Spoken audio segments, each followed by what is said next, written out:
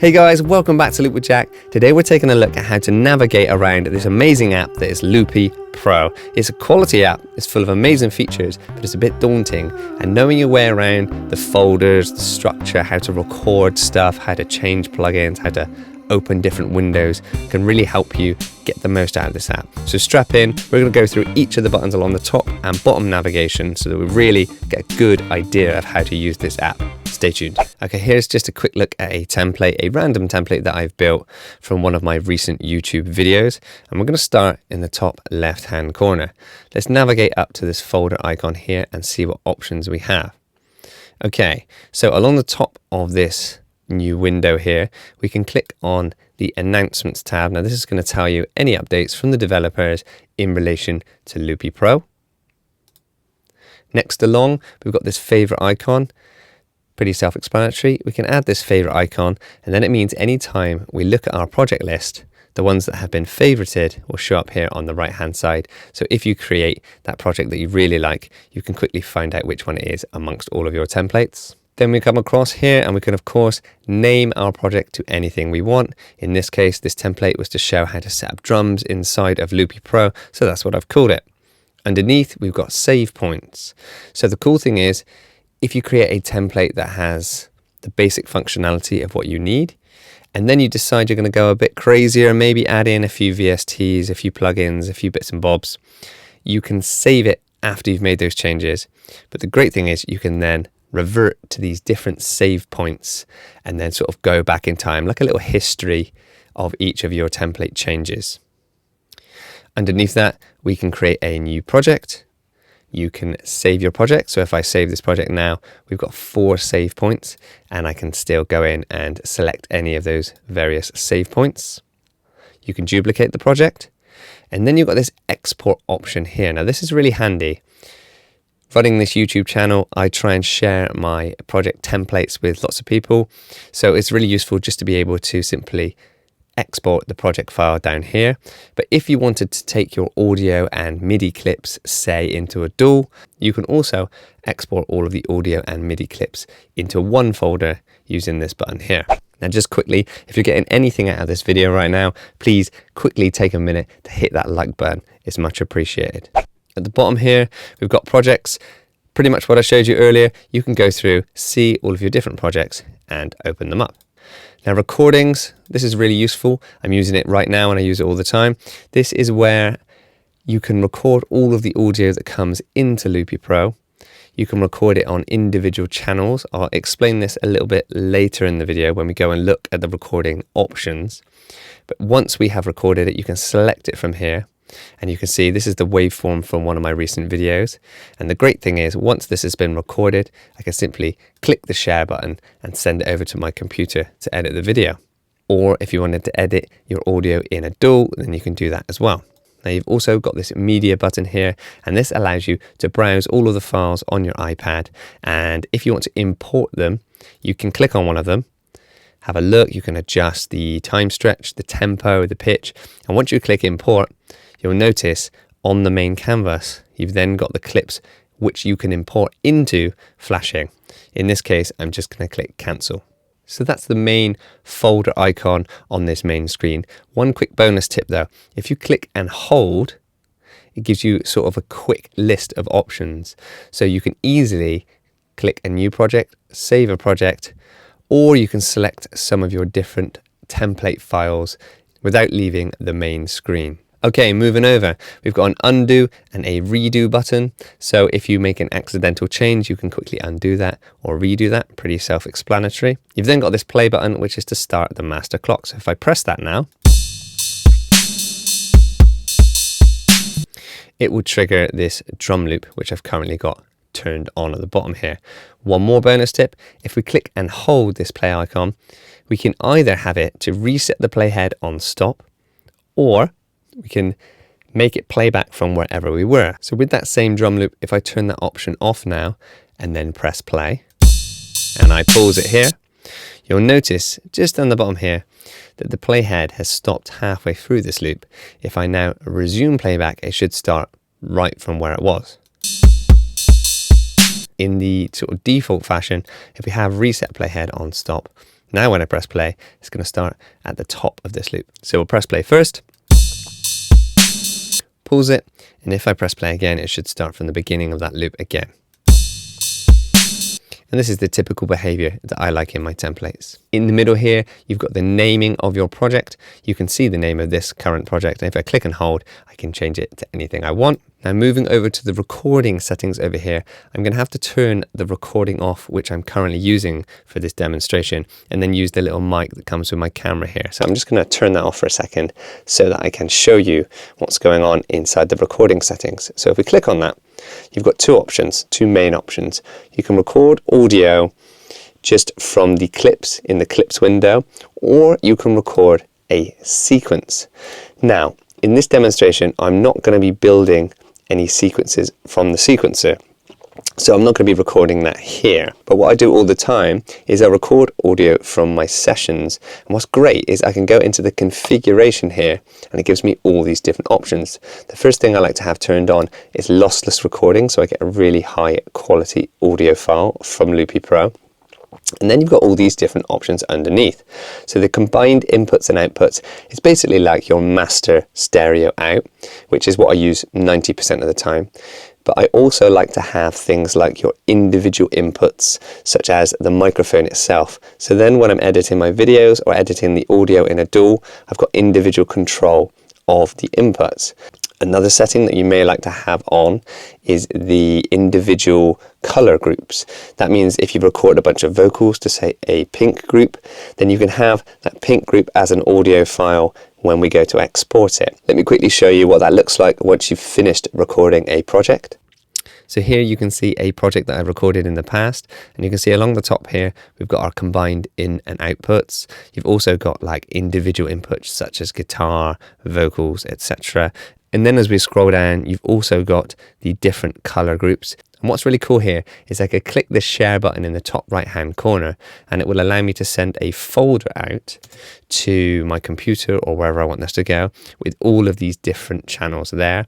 Or individually, I can simply click on the individual share buttons and download them that way. Next along, we've got our clock settings.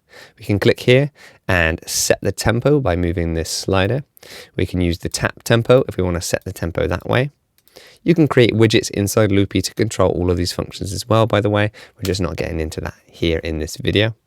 If for any reason, when you've used the tap tempo feature, it didn't quite get it right, maybe it went half time or double time, you can use these buttons here to correct the tempo. So we could divide that tempo in half. So in this case, it's going to 52.5, or we could double it to do the reverse action.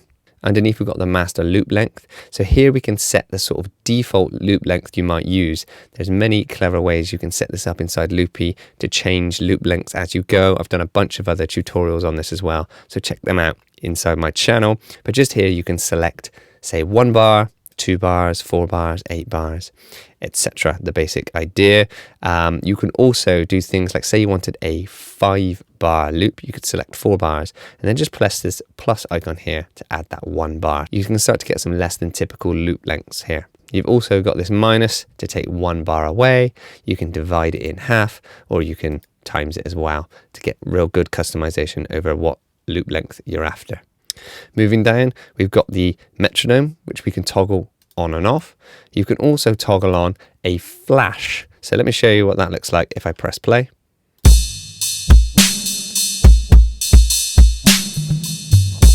You can see that there's this visual flash. Now that's really useful if you're in a dark setting. Personally, I don't enjoy using that. I like to have that off. And then you can see here, I've also got this button just to toggle on and off a click in my headphones or in-ear monitors when I'm playing live. This button here will reset the clock. So you're getting a bit of a mess like I have here. You've got a bunch of different bar lengths and a tempo you're not really using. You can simply reset the clock before the start of the next song. For time signatures, you have this button here. We can go in and pick your typical time signatures, 3, 4, etc., etc. And when you change these buttons, you can get it to change the tempo of the project if you have this enabled. But typically, I like to have that off because you can start to get some crazy fast tempos being adjusted when you change the time signature. Under this cogwheel here, you go into the clock settings where you've got a bit more customization. We can pause the clock when idle, meaning when the last loop, if you say you've only got 1 loop in your project and that one finishes, it can stop the entire clock. Or you can have that off so that the metronome continues to play in the background. The clock doesn't stop. That's the one that I prefer. You can perform a count-in. So if I press play now, you should see these numbers going down on top of the play icon here. You can reset the playhead on stop. This is the same function that I mentioned earlier where you click and hold the play button from the main window. You can also do the same action within the sequencer. Under advanced metronome settings, you have 4 different styles of metronome. The way this is configured right now, only the metronome is going to my headphones, so I'm not going to be able to display what they are, but you've got like a few different clicks, like a hi-hat and that kind of thing. You can enable and disable the metronome again from here. We can adjust the volume of our metronome. If it's a bit loud in our headphones, we can tailor this to suit the headphones we're using. And you could have the metronome just to work for a count-in scenario or always on. I like to have it always on, and then I use a button to toggle it on and off. Down the bottom here, you can choose which channels to send the metronome to. If you've got an interface with multiple outputs, you can select different routing options so that, say, the click goes only to your headphones and not the front of house speakers. And finally, you've got synchronization. This is a bit more advanced for today. This is where you can send the clock to different devices using MIDI clock in and out and configuring different settings for different units. But that's beyond the scope of this basic navigation tutorial. The top right hand corner goes into your main settings. This is where we can adjust things like clip settings, count in, count out, color groups, control settings, loads of things. Again, this is for a different video. I need to do a deep dive here into lots of these different settings because they can really affect the way Loopy Pro works, but we're just focusing on the navigation today. Okay, that's the top bar done. Let's move on down to this bottom section here. So bottom left hand corner, we just have this mixer toggle here, so it's going to bring the mixer up or get rid of the mixer. Another bonus tip here, if we click and hold, we can go in and quickly change the volumes of our different clips without moving away from the main window. Moving along, we can toggle between the arrangement window and the clip launching window. Next up, we have the pencil icon or the canvas editor. If we click on that, this is where all the fun happens in Loopy Pro. You can create some amazing templates. Again, I've done a bunch of videos on some different features here, so go check those out. But you can create buttons, add clips, etc. There's so much functionality here.